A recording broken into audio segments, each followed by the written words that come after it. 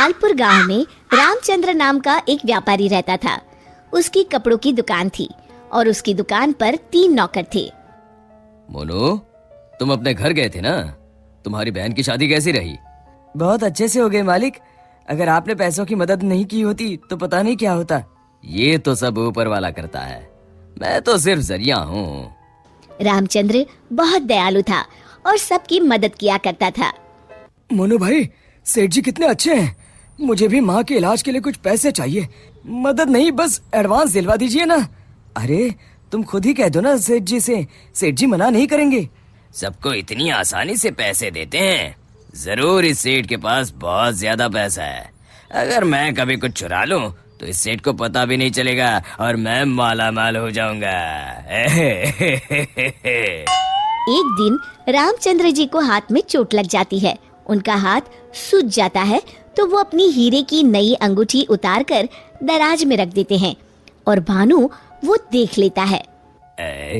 अब तेरी किस्मत बदलने वाली है भानु बेटा। अगर ये हीरे की अंगूठी तेरे हाथ लग गई ना तो ये लहंगा चोली के चक्कर में नहीं पड़ना पड़ेगा। अपनी भी एक दुकान होगी, तू भी दिन भर सेठ की कुर्सी पर बैठा रहेगा, तेरे आगे पीछे नौकर चाकर घूमेंगे।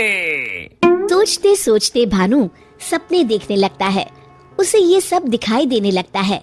ओ भानु, क्या सोच रहा है? चल खाना खाने चलते हैं, सेठ जी भी आराम कर रहे हैं। तुम लोग जाओ यार, मेरा मन नहीं है। क्यों, तेरी तबीयत तो ठीक है ना? हाँ भाई, मेरी तबीयत एकदम दुरुस्त है, बस कुछ करने का मन नहीं है। चल ठीक है, हम खाना खा के आते हैं। जैसे ही लोग बाहर जाते हैं, भानु मौका देखकर अंगूठी निकाल लेता है।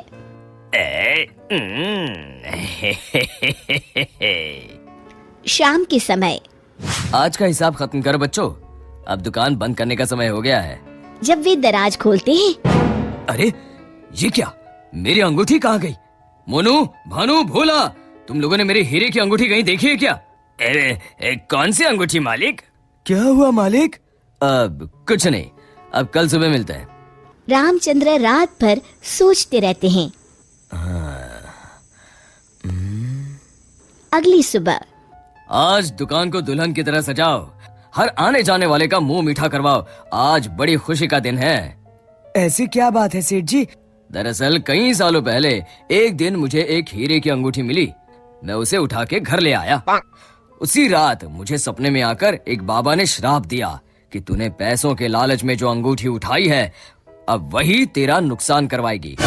जब से वो अंगूठी मेरे पास थी, मुझे कहीं न कहीं घाटा होता रहता था। घर में कोई न कोई बीमार होता रहता था। पर कल वो अंगूठी किसी ने चुरा ली और वो चोर अंगूठी के साथ साथ शराब भी ले गया। पर अगर ऐसा ही था तो आपने वो अंगूठी फेंक क्यों नहीं दी सेठ जी? अरे बाबा जी ने कहा था कि न मैं उसे फेंक सकता हूँ, ना ही किसी को दे सकता हूँ। बस मुझे इंतजार करना है कि कोई स्वेच्छा से वो अंगूठी मुझसे ले ले। तो क्या आपका श्राप मुझे मेरा मतलब उस चोर को लग जाएगा? बिल्कुल। अब वो बेचारा ना अंगूठी फेंक सकता है, ना किसी को दे सकता है। वैसे एक उपाय है। क्या उपाय सेठ जी? अरे तुम्हें क्या करना भानु भैया, अब चोर जाने और उसकी किस्मत। तू चुप कर, मैं तो ऐसे ही जानना चाहता हूँ। हाँ, क्यों नहीं, क्यों नहीं। दरअसल अगर पूर्णिमा की रात को चोर हमारी दुकान के पीछे वाले बरगद के नीचे अगर अंगूठी गाड़ दे तो वो श्राप से बच जाएगा। तो आपने क्यों नहीं ऐसा किया सेठ जी? तू मेरी जान ले ले। अरे भाई, मुझे ये उपाय अभी पता चला। कल पूर्णिमा है, कल मैं उस अंगूठी को गाड़ने वाला ही था। लो कर लो बात, अब तो चोर गया काम से। भानु पसीना पसीना हो जाता है। रामचंद्र अगली रात बरगद के पीछे छुप कर बैठ जाते हैं। तभी उन्हें एक परछाई आती हुई दिखती है। जैसे ही वो परछाई पेड़ के नजदीक आकर गड्ढा खोदने लगती है, रामचंद्र जी सामने आ जाते हैं।